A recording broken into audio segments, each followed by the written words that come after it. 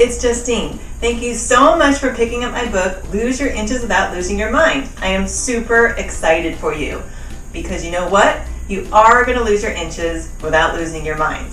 Everything in that book is what I've done to keep off my weight and inches for over 14 years now, and it's what I've done to help all of my clients, so I know that it'll work for you too. Now, one thing you'll notice about the title is that we focus on inches and not the scale. Why is that? Number one, the scale drives us insane. If you've been on any diet, you know that that scale can fluctuate from day to day, from morning to evening. It just drives you crazy. Number two, measurements show what your body is actually doing. So yes, the scale may change, but your measurements will stay the same or shrink. So the first thing you need to do is to get a measuring tape. You can find this in any grocery store or convenience store, and it only costs a couple of bucks. Now they usually go to about 60 inches, that's pretty standard.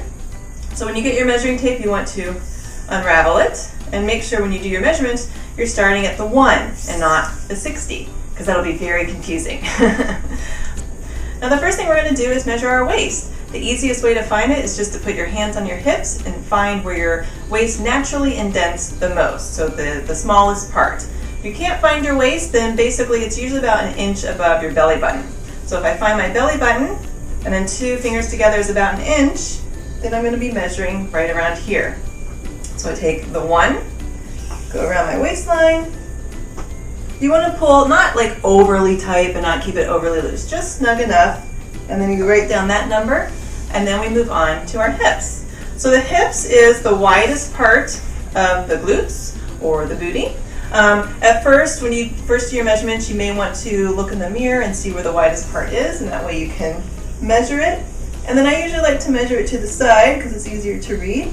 And again, you just pull just snug enough and then write down that number.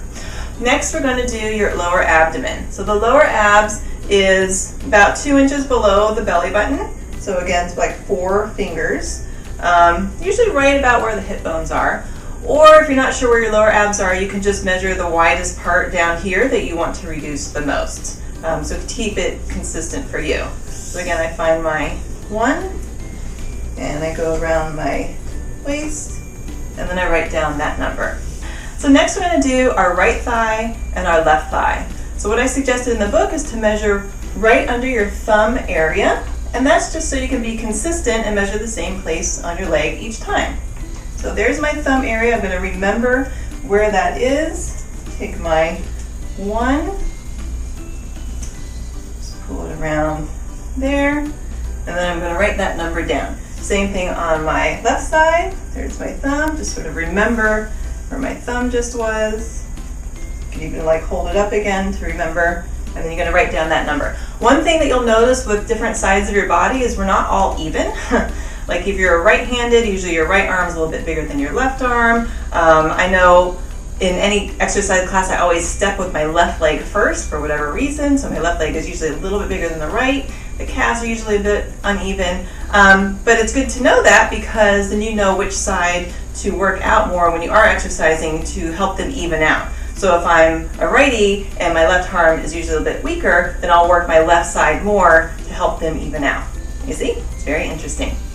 So next we're going to do our chest. So this is just the widest part of the chest for men and women. The easiest way is just to go right in front over the widest part. Write down that number. If somebody else is measuring you, you can have them measure you from the side because it's a little bit more comfortable that way. Next we're going to do our right arm and our left arm. So you're going to do it, it's about the middle of the arm, right around the bicep area. And I find it easy to take the 1 and just hold it like this. And then just have your arm a little bit more slack, because if you're up here, you're sort of flexing and it'll be a little bit bigger.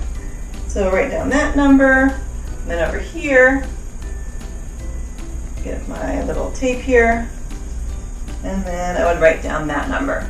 And then last, we're going to do your right calf and your left calf. The easiest way is just to stand evenly between your feet, have your weight evenly distributed, and then measure your right calf and your left calf around the widest part of each. So that's how you do your measurements. I would love to hear your success stories. Keep in touch with me. Follow me on Facebook, Twitter, on my YouTube videos. Feel free to comment below. I'd love to hear how you're doing, and I really can't wait to hear how you lose your inches without losing your mind.